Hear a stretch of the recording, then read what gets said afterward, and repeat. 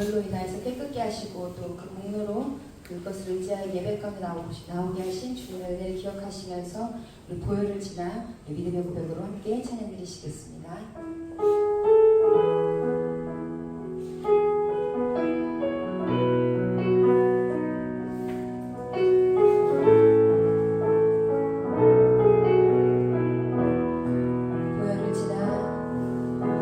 보혈을 지나 하나님 품으로 보혈을 지나 아버지 품으로 보혈을 지나 하나님 품으로 한 걸음씩 나가네. 보혈을 지나 보혈을 지나 하나님 품으로 보혈을 지나 아버지 품으로 보혈을 지나 하나님 품으로 한 걸음씩 나가네.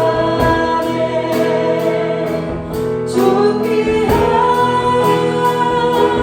주 보혈이 내 영을 새롭게 하시네.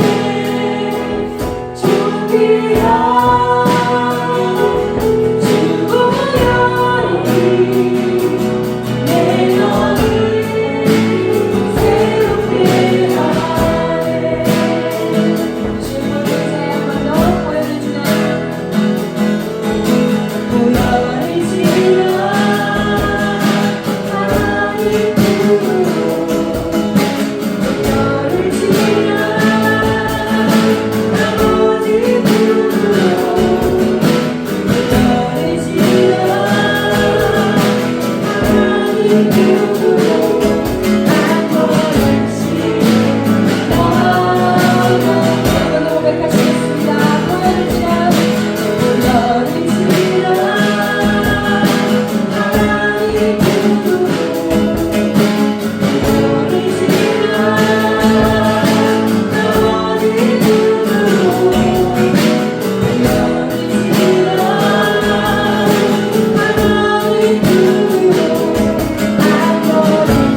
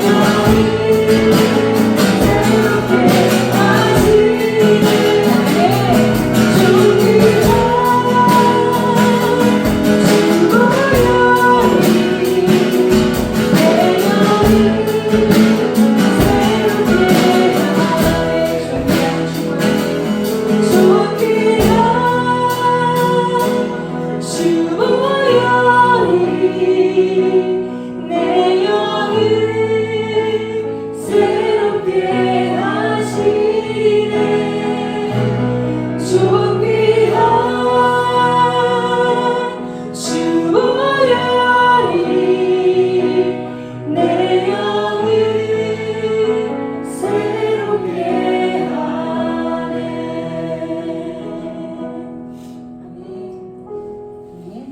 오늘도 주의 보혈로 우리의 삶을 새롭게 하시고 우리의 생각과 우리 모든 마음을 깨끗하게 씻어내실 줄 믿습니다. 우리 십자가 보혈을 의지하여서 함께 우리 구주의 십자가 보혈로 주님께 힘차게 찬양 드리시겠습니다.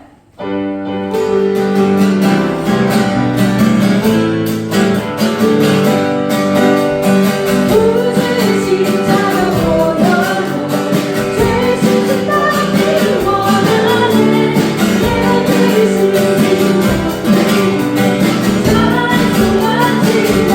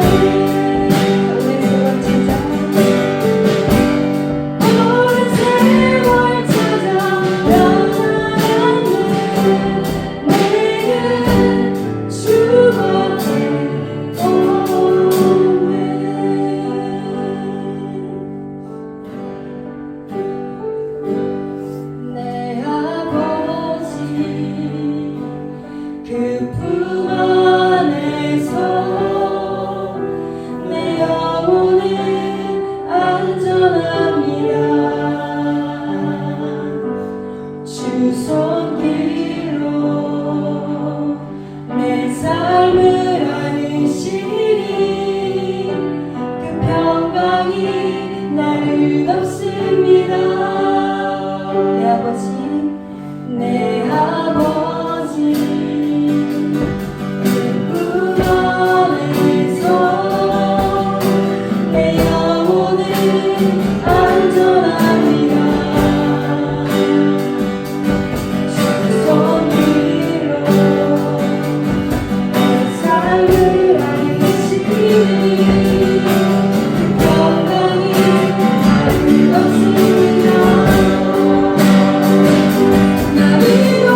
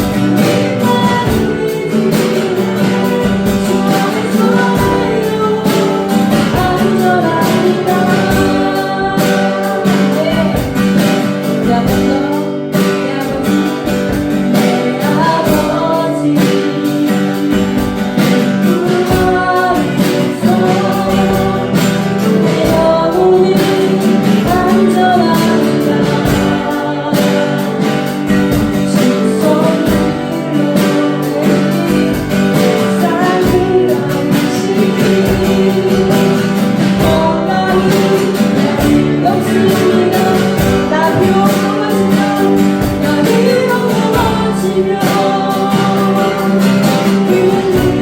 흔들리지만 시대 안에 거하며 나를 부르시니 내 생각이 주께로 돌리고 주신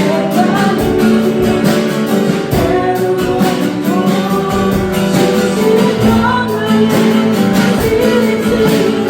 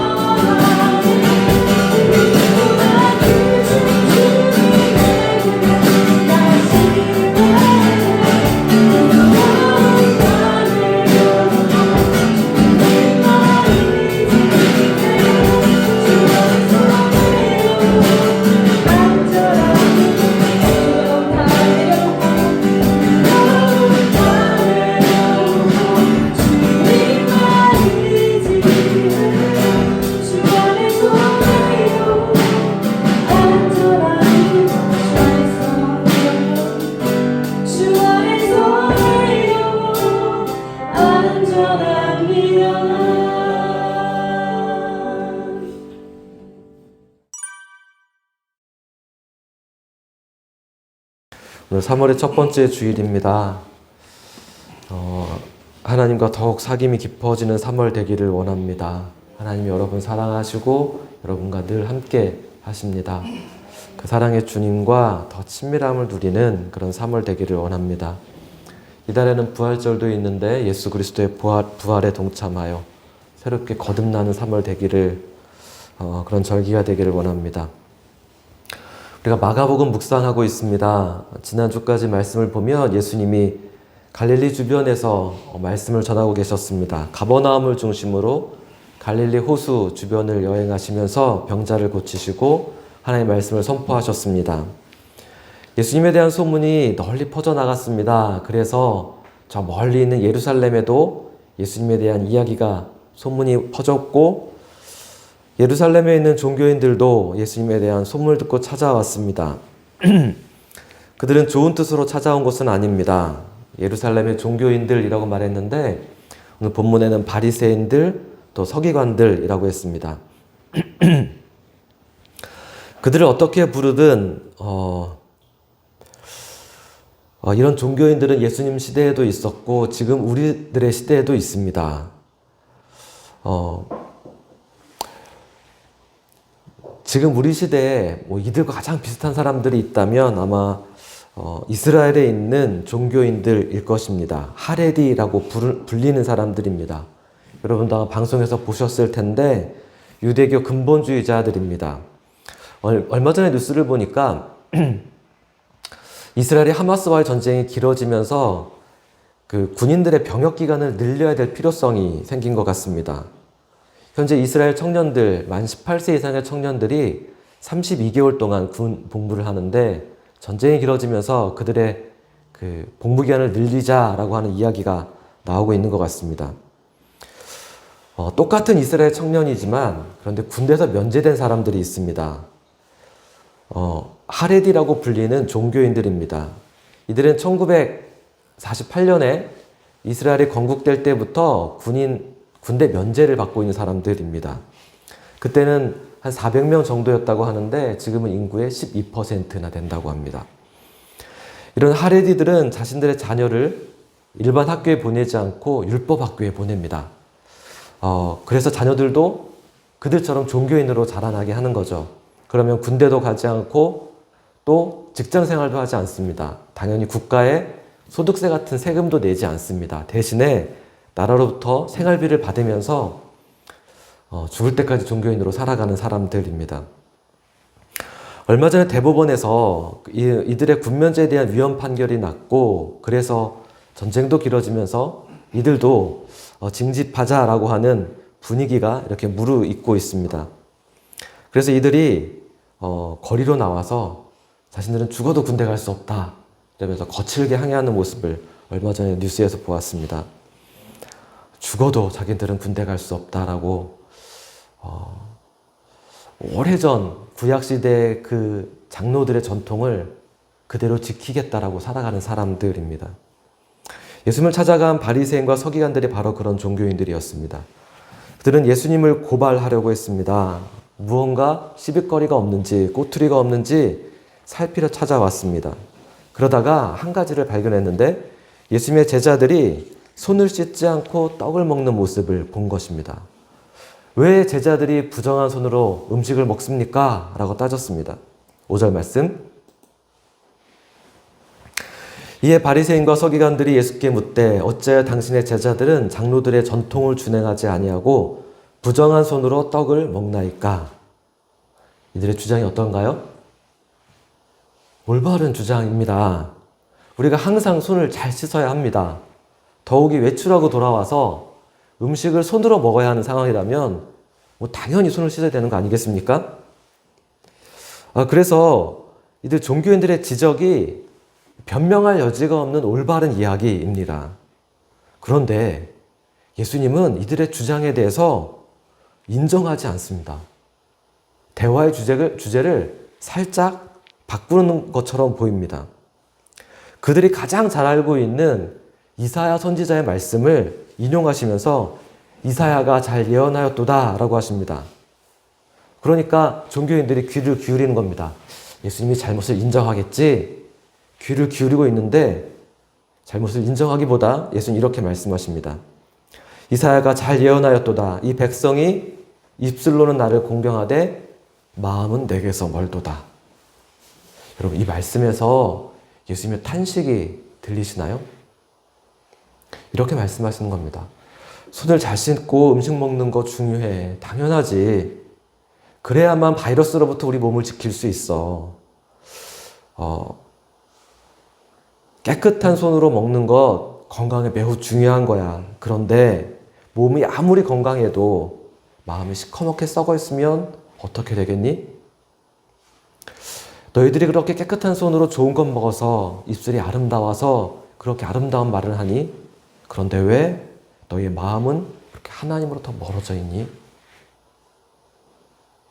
여러분, 우리가 기름이 잘잘 흐르는 사기꾼을 만나면 어떨까요? 말치 기가 막히게 잘합니다. 그런데 사기꾼이죠. 진한 향수가 풍기는데 오히려 더 역겹지 않을까요? 예수님이 바리새인과 서기관들을 보면서 그렇게 느껴지는 겁니다. 너희가 입술로는 나를 공경하되 마음은 부패했구나. 너희가 하나님의 계명은 버리고 장로들의 전통을 지키고 있구나. 그들이 장로라고 말했지만 지금 교회의 장로가 아니라 종교인들 말하는 겁니다. 하나님의 계명을 버렸다라고 말씀하면서 그 예로 10계명을 예수님께서 예로 들고 있습니다. 5번째 계명, 내 부모를 공경하라 라고 하는 말씀을 이야기하십니다. 여러분 잘 알고 있듯이 10계명은 두 가지로 나뉩니다. 1계명부터 4계명까지는 하나님과의 관계입니다. 그리고 5계명부터 10계명까지는 사람들 사이의 관계를 말씀하고 있습니다. 우리는 이 두 가지를 지켜야 합니다. 수직적으로 하나님과 올바라야 되고 수평적으로 사람들과 올바른 관계를 맺어야 합니다. 사람 사이의 첫 번째 계명이 내 부모를 공경하라인데 11절 말씀 보세요. 너희는 이르되 어찌하여 이르되 사람이 아버지에게나 어머니에게나 말하기를 내가 드려 유익하게 할 것이 고르반 곧 하나님께 드림이 되었다고 하기만 하면 그만이라 하고. 이 이야기가 굉장히 그럴듯하게 들려요. 사람들의 이야기가. 너희가 부모님께 드려야 되지만 그런데 그거 대신에 하나님께 드리면 그거 충분해. 되게 믿음 좋은 것처럼 들리지 않으시나요? 네, 이런 것이 종교입니다. 장로들은 왜 이렇게 가르쳤을까요? 그 이유가 무엇일까요? 참된 믿음의 사람들이 아닙니다. 이들은 예루살렘 성전에 어쩌면 직장 생활하는 것처럼 일하는 사람들입니다. 이들의 말과 행동은 하나님을 위하는 것처럼 보이지만 사실은 연기를 하는 겁니다. 그것으로 사람들에게 종교적인 위안을 주는 것입니다. 그럴듯한 음색으로 아마 말했을 겁니다. 여러분, 하나님께 드리세요. 설사 부모님께 드리지 못해도 하나님께 드리면 하나님 기뻐하십니다. 할렐루야. 아마 그렇게 말했을 겁니다. 종교인들이 하나님을 우선하라고 하니까 사람들은 그들의 말을 지키면서 종교적인 만족감을 느끼는 겁니다. 왜냐하면 사람들 누구나 종교성이 있어서 거기에서 오는 만족감이 있습니다. 그러나 사실은 무엇일까요? 두 가지 계명을 다 지키는 것이 싫다라는 겁니다. 힘들다는 겁니다. 하나님께 대한 계명도 지키고 사람들과의 사이의 계명도 지켜야 되는데 그러면 내가 손해나는 것이 너무 많습니다. 내가 빼앗기는 것이 너무 많습니다. 그러니까 종교적으로 하나만 하고 싶은 겁니다.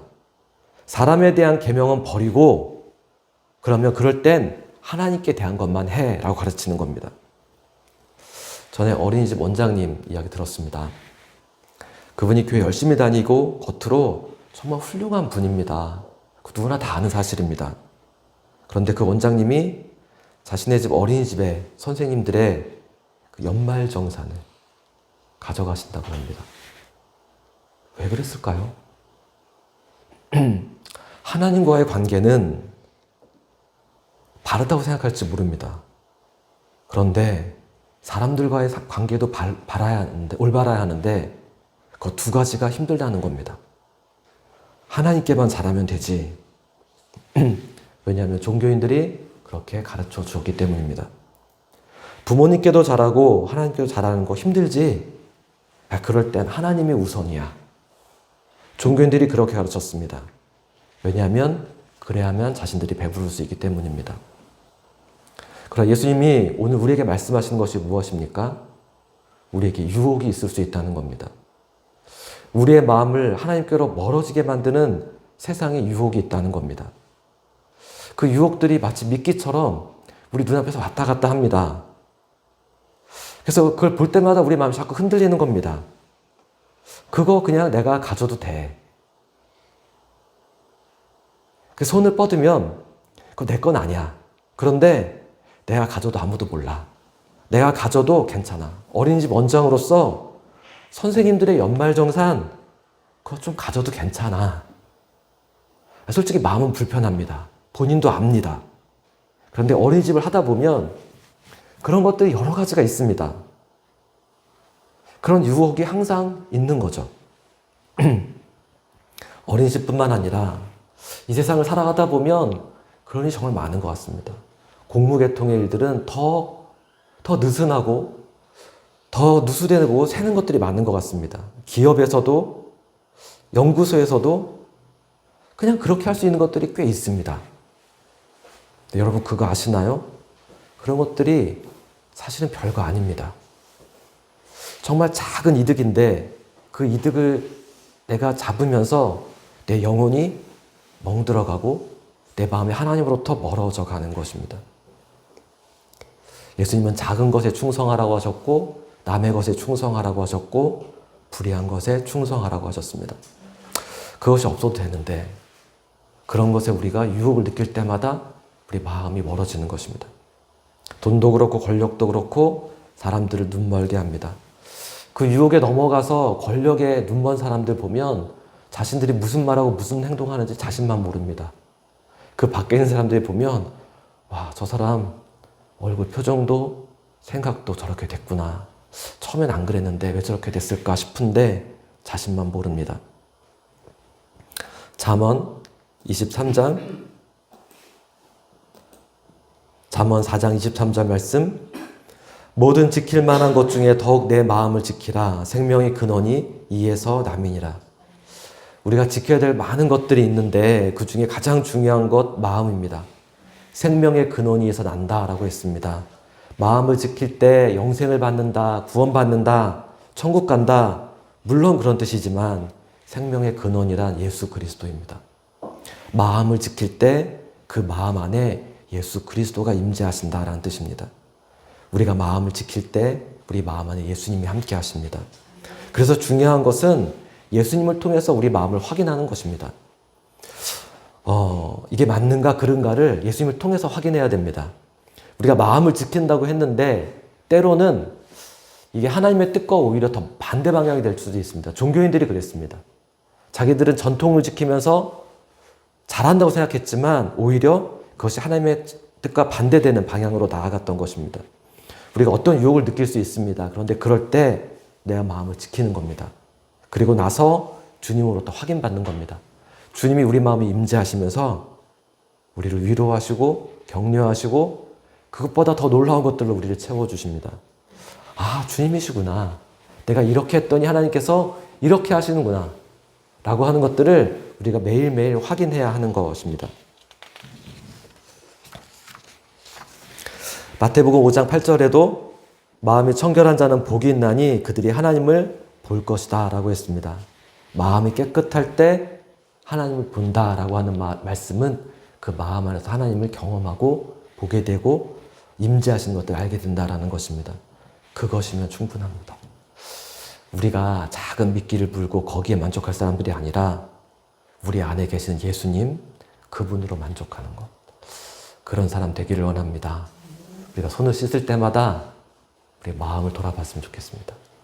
우리가 수없이 팬데믹을 겪고 나서 개인 위생을 소중히 여기고 있는데 우리가 매 순간순간 우리 마음을 돌아보고 우리 마음 안에 임재하시는 주님을 바라보기 원합니다. 같이 기도하시겠습니다.